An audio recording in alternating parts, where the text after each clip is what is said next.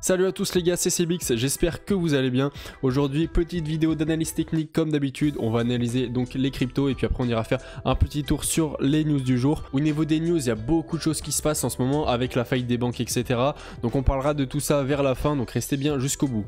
On peut voir un Bitcoin et les altcoins qui sont légèrement dans le vert, un plus 1% pour le BTC, donc ça bouge pas vraiment, on est dans un range là depuis plusieurs semaines, on s'ennuie un peu mais bon c'est comme ça, c'est le marché, donc rien de spécial à dire au niveau du pourcentage de hausse, toujours pas de vraie décision qui a été prise du côté du Bitcoin, mais on va voir tout ça plus en détail du côté de l'analyse technique. Allez c'est parti. Donc ça fait presque 50 jours qu'on est dans ce range. Bon, vous pouvez voir que le range n'est pas ultra carré, on a fait que quelques pics là-haut et puis on en a fait pas mal en bas par contre, mais ce qui compte c'est vraiment de comprendre la dynamique et de voir qu'on est vraiment dans une grosse phase de latéralisation, toujours dans une grosse période d'indécision. C'est pour ça que j'ai pas fait de vidéo, là j'en fais une parce qu'il y a des news qui sont tombées à propos des banques etc, donc on va en parler dans la suite de la vidéo.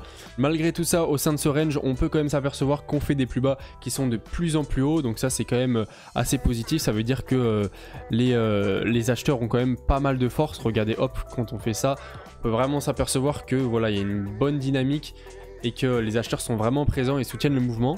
À toutes les personnes qui veulent trader, qui sont débutants, qui n'y connaissent pas encore grand chose, je vous déconseille de trader dans ces mouvements là. En tout cas là vous pouvez voir qu'on est vraiment en plein milieu du range, qu'on pourrait tout simplement se retourner, aller à la baisse ou exploser à la hausse, et on n'a pas de direction précise, même si la logique voudrait qu'on revienne dans haut de range. Donc si vous voulez shorter, il vaut mieux se positionner quand on est aux alentours du carré violet, et quand vous voulez long, c'est mieux de se positionner justement à l'inverse quand on est dans le carré violet mais du bas.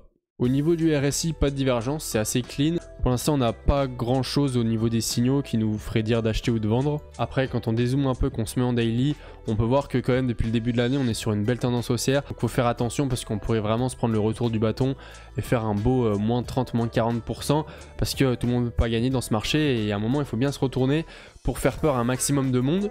Vous pouvez voir qu'on l'avait fait en mars, mais on avait perdu un moins 20% il me semble.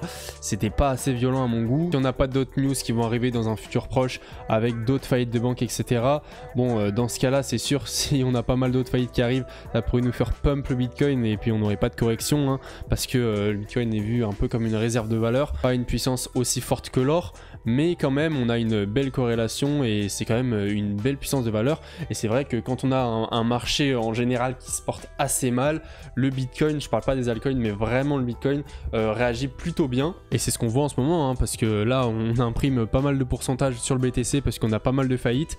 Et quand on regarde sur le cours de l'or, bah pareil, hein, là franchement on se fait des belles bougies. Mais donc oui, je m'écarte un peu du sujet. Si on n'a pas cette faillite intempestive de plein de banques en même temps, ce qu'on pourrait faire, c'est qu'on pourrait tout simplement avoir une grosse correction qui nous ferait un moins 30-40% pour aller liquider un maximum de monde. Et puis en plus ça passerait bien avec le sell in May and go away, c'est-à-dire le moment en mai donc où tous les professionnels partent des marchés parce que c'est l'été etc, ils reviennent en septembre. Donc on pourrait avoir un mois de juillet et un mois d'août qui sont très calmes, voire très baissiers, pour repartir en fin d'année 2023 voire même début 2024, et comme ça correspondrait également avec le bull run qui est prévu pour 2024-2025. Donc ça c'est vraiment le scénario que je privilégie si on n'a pas toutes ces faillites massives qu'on pourrait avoir, parce que comme vous allez le voir après, on a énormément de faillites, et quand on a beaucoup de faillites, après c'est un effet cumulé, c'est un peu un effet domino qui font que tout le monde emprunte à tout le monde, donc forcément au final tout le monde se casse la gueule. Donc voilà, je vous ai donné vraiment mes deux scénarios avec celui que je privilégiais. Contre en revanche dans les deux scénarios, ça veut dire qu'on n'aurait pas d'altcoin season. Donc je le rappelle pour ceux qui n'ont pas suivi mes dernières vidéos, donc là on était tout en haut de la Bitcoin dominance, donc ce qui aurait été logique, ça aurait été donc de plonger comme ceci pour avoir une surperformance des altcoins comparé au reste du marché, enfin donc comparé au Bitcoin du coup. C'est donc le but était donc de se positionner sur des altcoins pour avoir plus de pourcentage et pour faire plus de profit tout simplement. Mais si on chute, le BTC va forcément moins chuter que les altcoins, donc forcément hop on va péter à la hausse comme ça et donc on breakera ce range. Malheureusement quand on est depuis 2 ans, et si les banques continuent de faire faillite comme ça, pareil ça va profiter majoritairement au Bitcoin parce que c'est lui qui est vraiment perçu comme une réserve de valeur et pas vraiment les altcoins. Donc pareil, la Bitcoin Dominance va exploser à la hausse et puis on va breaker ce range malheureusement. Ah oui, j'ai oublié de vous passer le Crypto Fear and Greed, mais bon, rien de spécial à dire. Là on est dans le grid parce qu'on a fait un beau petit pump, mais voilà, quand on redescend, on perd quelques points du Crypto Fear and Greed, on n'a pas de direction précise. Rien de spécial à dire sur cet indicateur, on va tout de suite passer aux news. Le Crypto Daily qui nous dit nouveau record de transactions sur Bitcoin. On a eu plus de 408 000 transactions qui ont été effectuées en une semaine. Donc c'est un nouveau record, c'est plutôt cool parce que ça montre que le réseau est très bien utilisé et ça permet à la blockchain d'être utilisée finalement. Et puis c'est assez incroyable de voir ça étant donné qu'on est en bear market. Ça m'a surpris un peu quand j'ai vu ça, mais tant mieux, c'est une bonne nouvelle pour le Bitcoin, même si c'est pas une innovation ou quelque chose de majeur, c'est toujours bon à savoir. Donc, la majorité des news vont être sur la faillite des banques. Là on a un tweet de CryptoForce qui nous dit la First Republic Bank a fait faillite. C'est la 4e faillite bancaire en quelques mois. La prochaine banque devrait être PacWest Bancorp et vous allez voir qu'on va en parler après. Autre tweet de CryptoForce qui nous dit que PacWest envisage une vente, donc voilà, pareil, je pense pas qu'elle va tenir encore longtemps. Là de toute façon ça risque de faire vraiment un effet domino, hein, parce que si on a plus de 4-5 banques qui ferment comme ça, forcément ça va se proliférer un peu dans toutes les banques. On peut comprendre qu'elle envisage une vente quand on voit qu'elle fait moins 56% en fermeture de séance, donc à la fermeture de tous les traders professionnels. Donc j'aurais aimé vous donner quelques conseils sur comment appréhender tout ça, comment faire, comment profiter de l'occasion si jamais on a un crack et que tous les marchés financiers s'écroulent. Bon, je tiens quand même à vous dire que je suis pas un conseiller financier, moi je suis juste un mec qui adore la blockchain, qui adore la crypto. Ne prenez pas tout ce que je dis au pied de la lettre et faites vos recherches par vous-même, c'est vraiment très important. Voilà, c'était le petit disclaimer.